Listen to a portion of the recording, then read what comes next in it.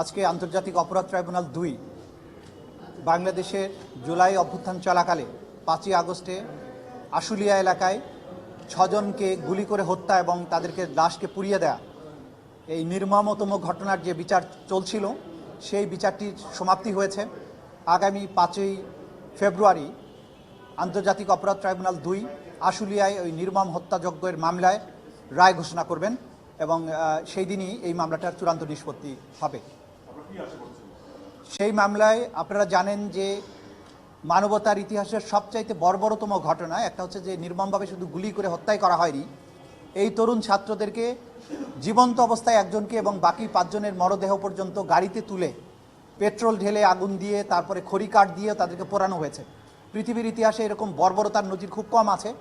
সুতরাং একটা সভ্য দেশে পুলিশ বাহিনীর সদস্য হয়ে যারা জাতির সূর্য সন্তানদেরকে এভাবে হত্যা করেছে তাদের অপরাধ ক্রিস্টাল ক্লিয়ারভাবে প্রমাণ হয়েছে। অপরাধীদের চেহারা ভিডিওগ্রাফির বা ভিডিওর মাধ্যমে চিহ্নিত হয়েছে। ঘটনাস্থলে লাইভ উইটনেস আছে এবং প্রত্যক্ষদর্শী সবাই সাক্ষী দিয়েছেন।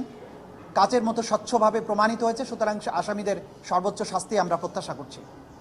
এর বাইরে আজকে আন্তর্জাতিক অপরাধ ট্রাইব্যুনাল ১ আরও ২টি নতুন মামলায় অপরাধ আমলে গ্রহণ করেছেন এবং আসামিদের বিরুদ্ধে গ্রেপ্তারি পরোয়ানা জারি করেছেন। একটি হচ্ছে ২০১৬ সালের ৩রা আগস্ট যশোরের চৌগাছায় রুহুল আমিন এবং ইসরাফিল নামক ২ জন ছাত্র যারা রাজনৈতিক কর্মী ছিলেন তাদেরকে মিথ্যা মামলায় ধরে নিয়ে গিয়ে পরপর ২ রাত ধরে টর্চার করে তাদেরকে আদালতে উপস্থাপন না করে তদানীন্তন এসপি আনিস তার অধীনস্থ পুলিশদেরকে দিয়ে এদেরকে পায়ে গুলি করে সেই ক্ষতস্থানে আবার বালু ঢুকিয়ে দিয়ে গামছা দিয়ে বেঁধে তাদেরকে মিথ্যা মামলায় অস্ত্র দিয়ে চালান দেয়। পরবর্তীতে অস্ত্র মামলাটা মিথ্যা প্রমাণিত হয় এবং মামলাটার কিছু অংশ বোধহয় এখনও চলমান আছে। এই ভিকটিমদেরকে যাদেরকে পায়ে গুলি করা হয় তাদের পায়ে বালি ঢুকানোর কারণে পাগুলো পচন ধরে যায়। পরবর্তীতে তাদের পা কেটে ফেলতে হয়। 2 জন আসামি 2 জনেরই ভিকটিমেরই পা কেটে ফেলতে হয়েছে। এই নিষ্ঠুরতম ঘটনায় যশোরের সেই সময়কার এসপি আনিসুর রহমান সহ মোট 8 জনের বিরুদ্ধে আজকে আন্তর্জাতিক অপরাধ ট্রাইব্যুনাল অভিযোগ আমলে গ্রহণ করেছেন এবং আসামিদের বিরুদ্ধে গ্রেপ্তারি পরোয়ানা জারি করে আগামী 16ই ফেব্রুয়ারি তাদেরকে আদালতে উপস্থিত করার জন্য নির্দেশ দিয়েছেন। তৃতীয় আর এই এসপি আনিসুর রহমান যিনি যশোরে ছিলেন তার সময় এরকম 16টি ঘটনার প্রমাণ 16 থেকে 18টি ঘটনার প্রমাণ আমরা পাচ্ছি, যেগুলো ক্রমান্বয়ে তদন্ত রিপোর্ট আমাদের কাছে আসবে বলে আমরা আশা করছি।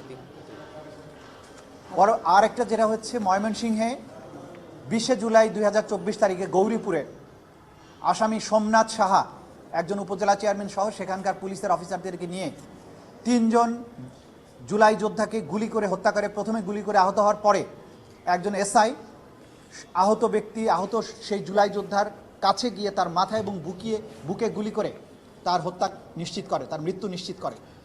এই নিষ্ঠুরতম ঘটনায় সেই সময়ের পুলিশ বাহিনী, উপজেলা চেয়ারম্যান এবং আওয়ামী লীগের নেতাসহ মোট 9 জনের বিরুদ্ধে আনুষ্ঠানিক অভিযোগ আমরা দাখিল করেছিলাম। আন্তর্জাতিক অপরাধ ট্রাইব্যুনাল ১ সেই বিষয়ে অপরাধ আমলে গ্রহণ করে আগামী 16ই ফেব্রুয়ারি এই আসামিদেরকে গ্রেপ্তার করে আদালতে উপস্থিত করার জন্য নির্দেশ প্রদান করেছেন। এই হচ্ছে আজকের দিনে আপনাদের জন্য আপডেট।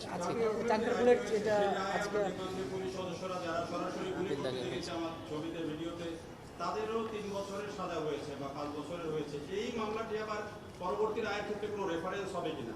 না, প্রত্যেকটা ট্রাইব্যুনাল স্বাধীন।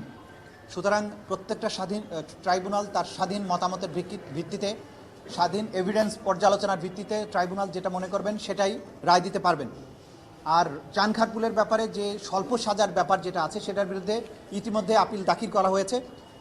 ইতিপূর্বে আপনারা জানেন যে আমরা সিএমপি ফাইল করেছি সেটার ব্যাপারে এবং আজকে নিয়মিত আপিল দায়ের করা হচ্ছে। আজকে কিছুক্ষণের মধ্যে হয়তো নাম্বার পেয়ে যাব আমরা।